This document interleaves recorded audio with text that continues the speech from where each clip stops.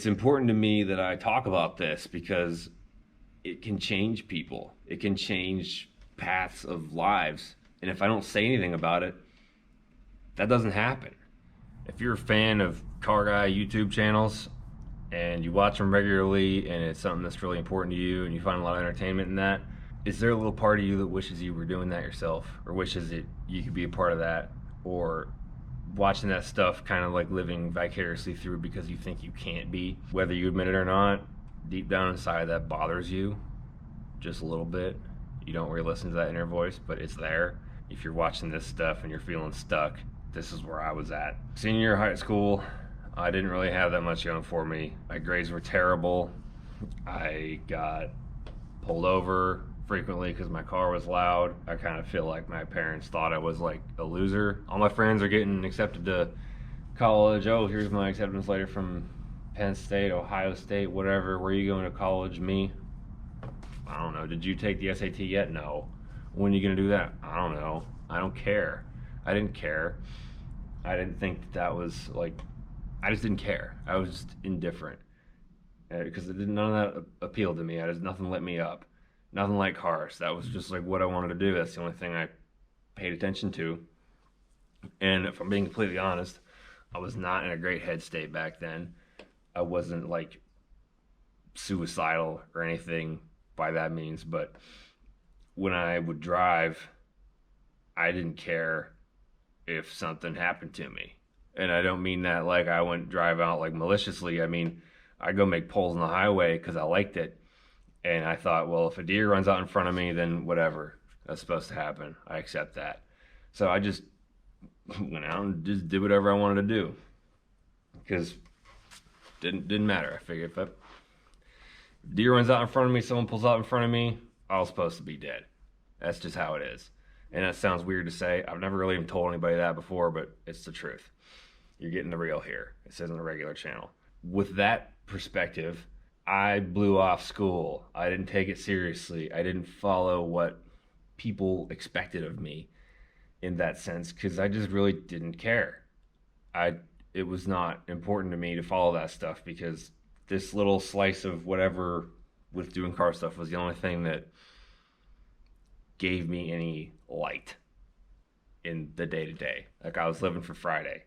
You know, when you're in high school, every day is just terrible, and it gets progressively better until, you know, you get to Wednesday, you're like, all right, there's some light at the end of the tunnel here. Thursday, okay, cool. Thursday, it's a little bit better. Friday, it's great because you just can't wait for it to be over.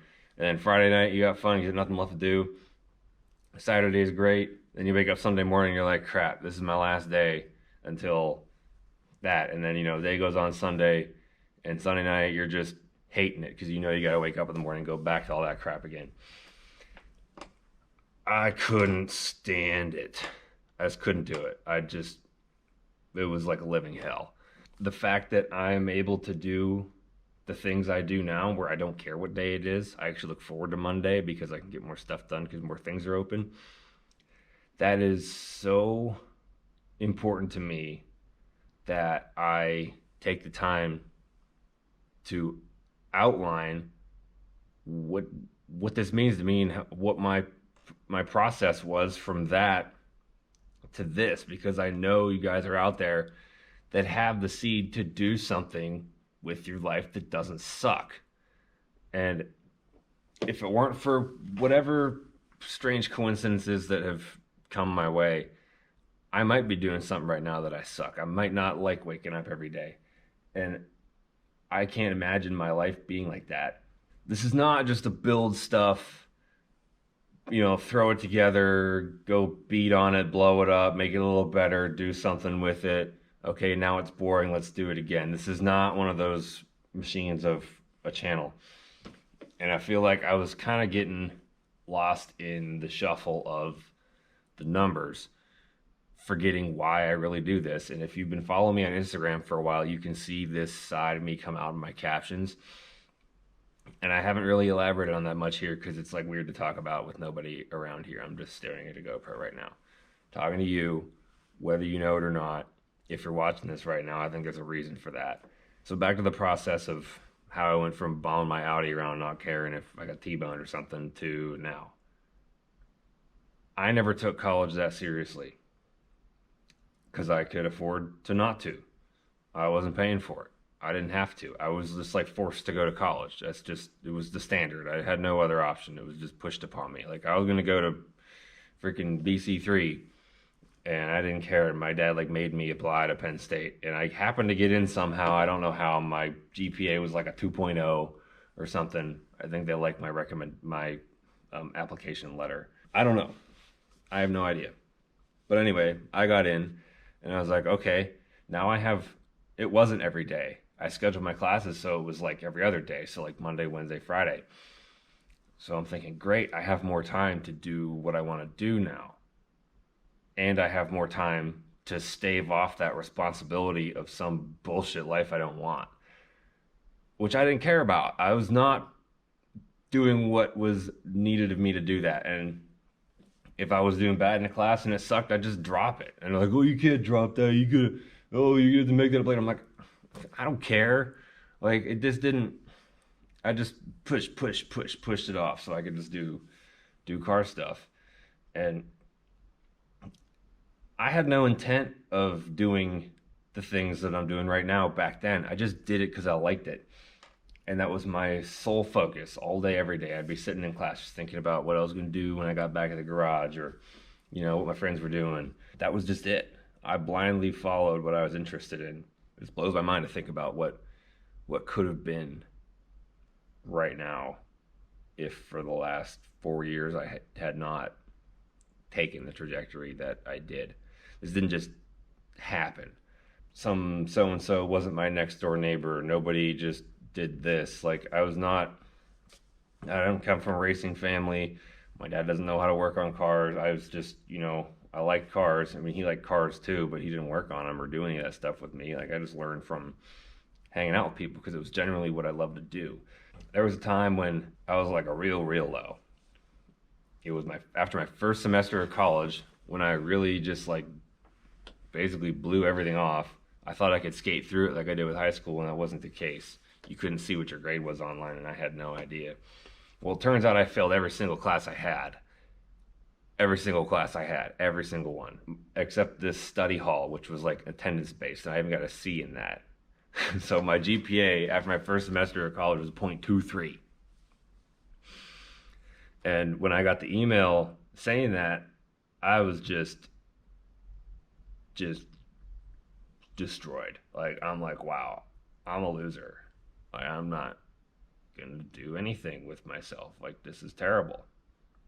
I'm like a failure. That's what I thought. I sat in a Giant Eagle parking lot in the Escalade because that was my daily driver at the time. I just sat there just staring at like raindrops on the windshield, just thinking like, man, I'm a freaking loser. What am I gonna do? And I was thought like, wow, when my dad finds out about this, he's gonna like make me, he's not gonna pay for it anymore, or he's gonna make me pay for it, and I'm not gonna pay for it. That was my thing from the beginning, is if that ever came across that, I'd leave. And I was sitting there thinking, well, I don't know, I'll just go work in, because I'll go work in the steel mill with Bill. My friend Bill worked at a steel mill, and he seemed to like what he did, and I was like, well, I'll just go work in a steel mill with Bill if I'm going to be a freaking loser and screw myself out of college for being an idiot.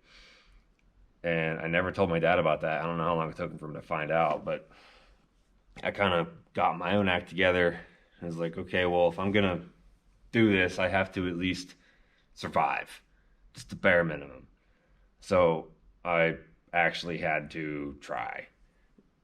When I started getting my GPA back up, I took, you know, dumb classes like fitness theory and like yoga. By the way, if you're in college, take a yoga class and sit in the back row.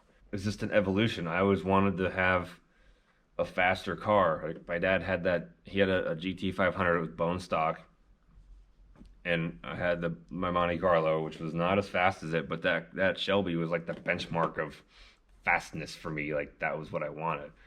And it wasn't my car, but I could drive it sometimes.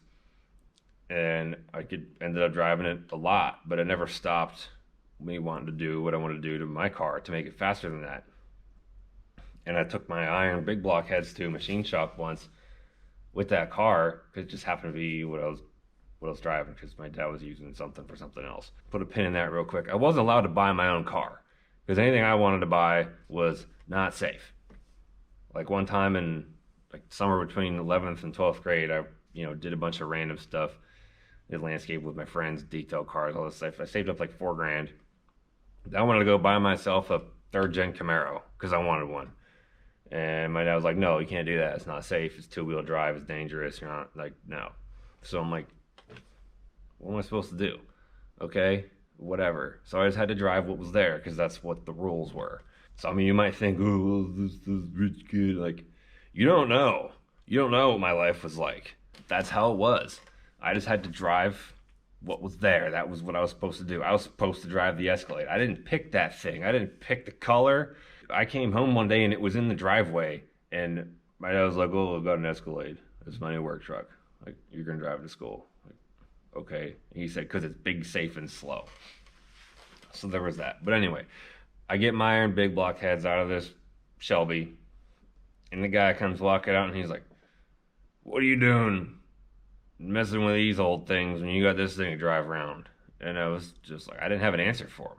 I was just like, "Well, I don't know. I like it." It's not mine. Like I didn't. It was about the quest for me. It wasn't just having the fast car. It was like I wanted to build it. That forward growth in that topic is what gave me like life. I don't know. That sounds cheesy, but you know what I'm talking about. When you're passionate about something and you're all in it, you're just in it, and everything is just going, and you're not thinking about it. You're just fully absorbed in that, and that's how I was with that stuff. So I just kept fueling that fire regardless of whatever else was going on. And over time I made friends just because you do things, you make smarter friends, you meet more people, you ask good questions. I always want to learn everything, so I learned stuff from anybody that would tell me anything.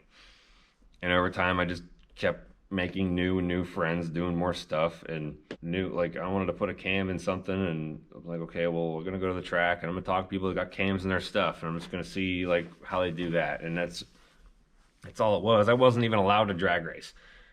I don't know if I've ever said that anywhere before. My dad was like, "Oh, you can't go to the track because if you crash, it's not covered under insurance," and blah blah blah. So I'm like, okay, I'll never go there. And my sister ratted me out one time. My dad freaked out, and I told him that she misunderstood what I said and whatever, but I was actually racing. I raced the Escalade as a 14-second truck for a whole summer secretly. Never posted anything anywhere. I couldn't tell anybody what I was doing other than the friends I was there with, because if it got back to my dad, he'd beat my ass. And that was my life back then. I don't know. A lot of people don't know that.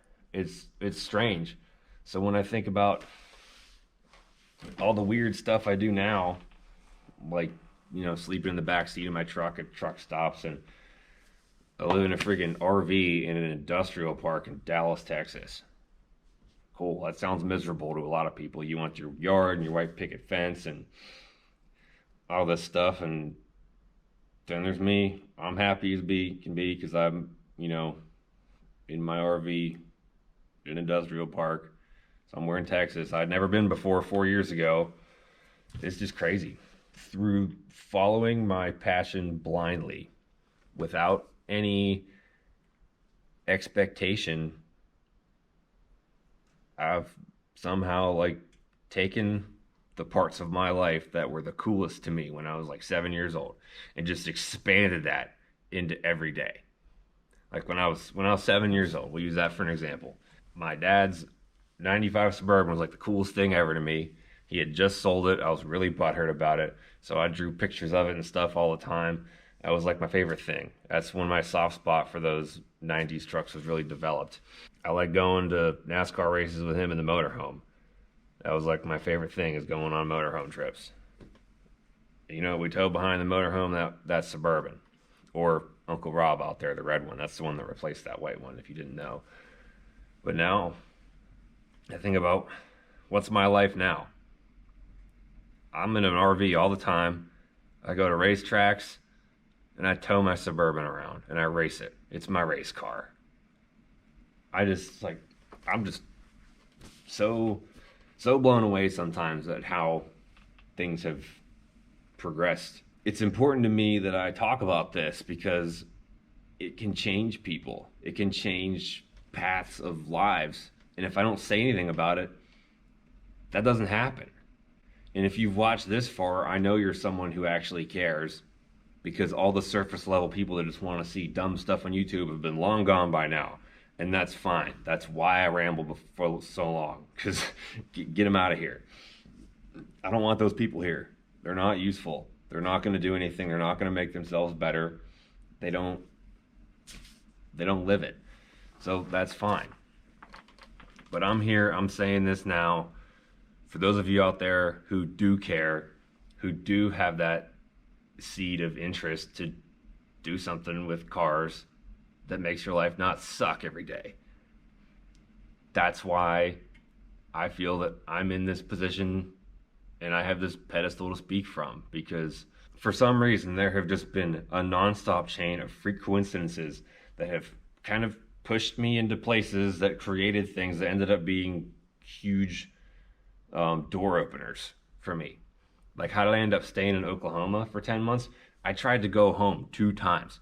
Both times my truck blew a mega fuse an hour outside of the city, just shut off. And after the second time, I was like, okay, all right, world, I hear you. I'm not leaving. That's literally what I thought. So I stayed there. I stayed in my trailer for 10 months. And then, here's another one. My shower drain in my trailer had rattled loose, and water started going around it. I didn't know that. And it got under the LVP flooring and got the wood all wet. After a couple of days, I realized this, and I was like, crap. I had to rip the whole thing up so it could dry out, and there was this bare plywood. The whole thing was torn apart. I was in the middle of building Chase Lautenbach's Mustang, the turbo kit for it. And it was under a time crunch, so I couldn't put my trailer back together and fix it like that. So he's like, oh, just stay in my RV in the shop until you get the car done and you can fix your trailer.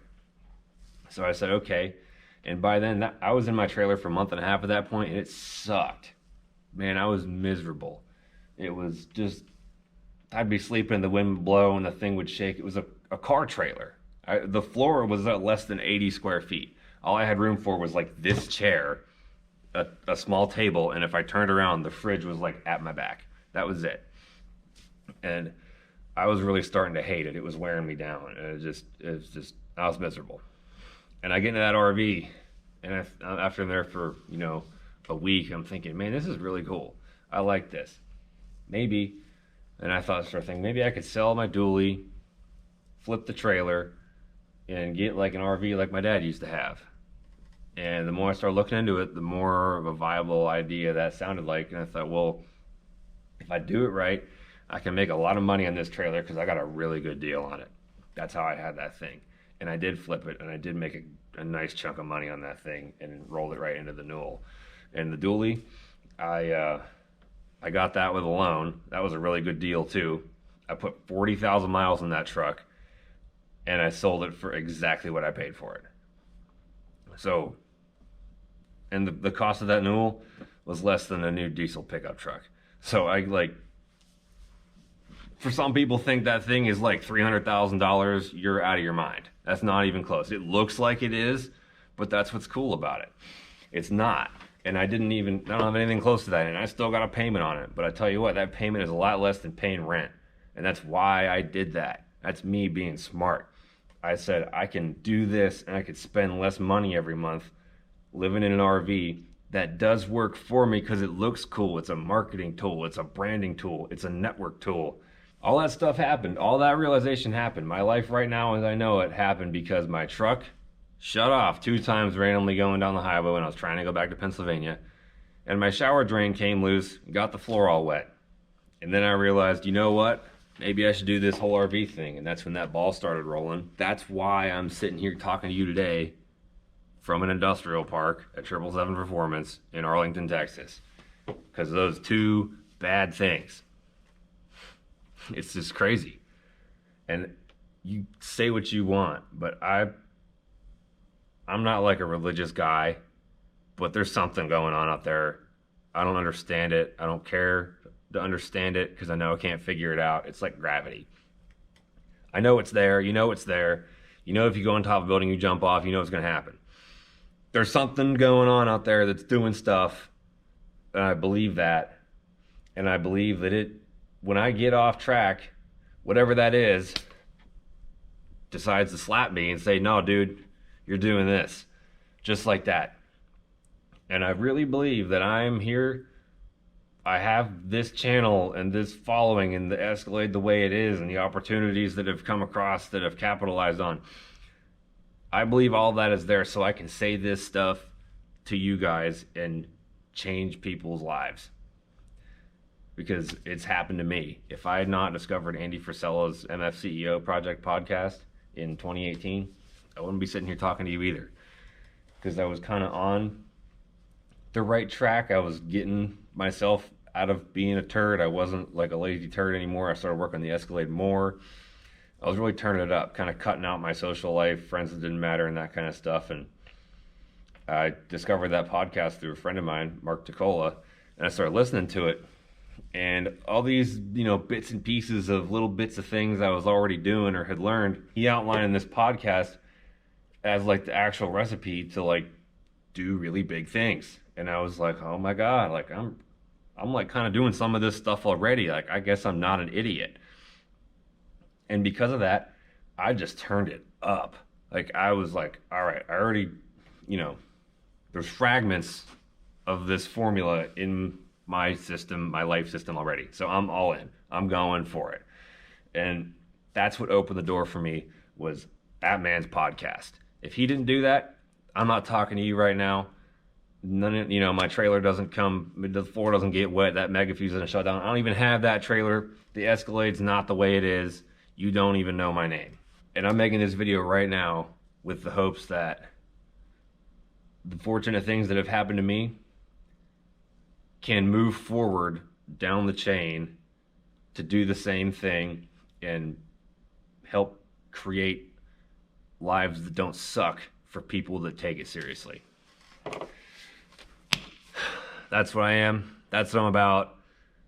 This channel is not going to be some regurgitating, build a car, beat the crap out of it, do dumb stuff, whatever. You're going to see me having fun with my friends. You're going to see me talking serious like this. It's just real. This is as real as it's going to get. And some of this stuff I've said in this video, I've never even said to people before. And I'm about to post it for the whole freaking world to see. I don't know how many views this is going to get. I don't care. I know the views are going to go down because this doesn't appeal to everybody, and that's fine. I don't do it for everybody. I do it for guys like you that give a shit. I'm glad you're here. And man, I tell you what, I feel very retrospective right now, looking back on things, but in the macro, big picture, I haven't done anything yet. I'm still living in an RV in an industrial park. I'm just somehow, if there's point A to point B, point A is right here. I'm like right here. All I did is figure out how to get on the other side of the fence.